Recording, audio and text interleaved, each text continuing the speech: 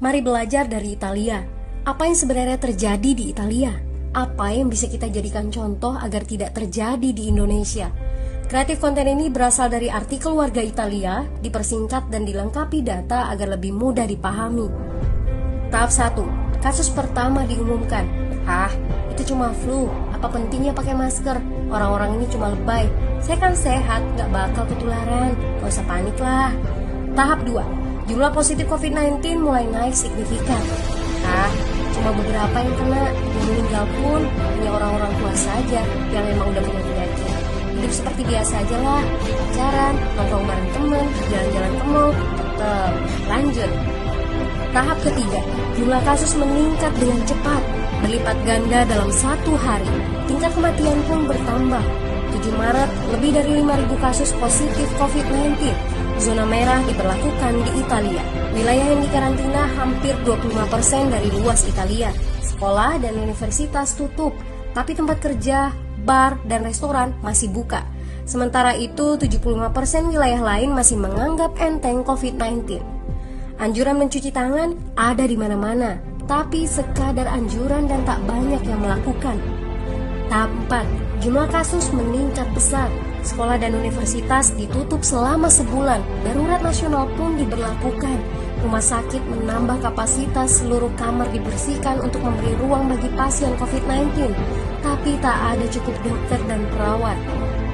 Ada terlalu banyak kasus pneumonia, terlalu banyak pasien perlu ICU, tapi ruangannya sudah habis, ventilator habis. Pada titik ini seperti kondisi dalam perang. Dokter harus memilih siapa yang akan diobati berdasarkan peluang bertahan hidup. Itu berarti pasien lanjut usia dan punya penyakit bawaan seperti hipertensi, diabetes, stroke tidak masuk prioritas karena tidak ada lagi ruang. Sistem layanan kesehatan seketika runtuh. Tahap 5. 9 Maret mencapai lebih dari 9.000 kasus. Seluruh kota Italia lockdown. Orang-orang bisa pergi hanya untuk keperluan darurat dan dalam pengawasan ketat. Semua bisnis masih dibuka karena jika tidak, ekonomi akan runtuh. Itu kebijakan pemerintah. Mulai ada ketakutan, orang-orang mulai memakai masker dan sarung tangan.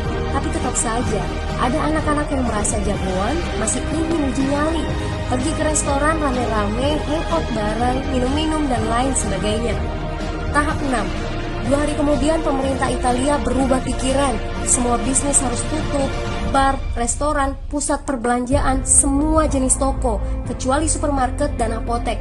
Penyebabnya, karena dalam sehari yang positif bertambah lebih dari 2.000 kasus. Penduduk yang mau keluar rumah harus mendapat surat izin. Surat izin ini didapatkan dari pos pemeriksaan polisi yang disebar di berbagai lingkungan. Yang melanggar bisa kena denda 3,3 juta rupiah. Bagi pasien positif yang tidak mau mengkarantina diri, bakal dituntut dengan pasal pembunuhan, hukuman 1-12 tahun penjara. 21 Maret jumlah korban meninggal di Italia terus meningkat melampaui Cina. Sebagai gambaran, luas Italia itu kurang lebih 2 kali Pulau Jawa. Penduduknya lebih dari 60 juta jiwa. Lalu apa yang harus kita pelajari dari Italia? Yuk, mulai dari diri sendiri, mulai dari di rumah aja. Jaga kebersihan lalu isolasi diri dan keluarga. Tidak keluar rumah kecuali sangat penting. Ini saatnya memulai solidaritas. Yang mampu harus mulai membantu yang tidak mampu. Ini adalah bentuk usaha dan doa kita semua. Semoga badai corona ini segera berlalu. Mari memulai kekompakan dengan membagikan informasi ini. Di rumah aja, mari belajar dari Italia.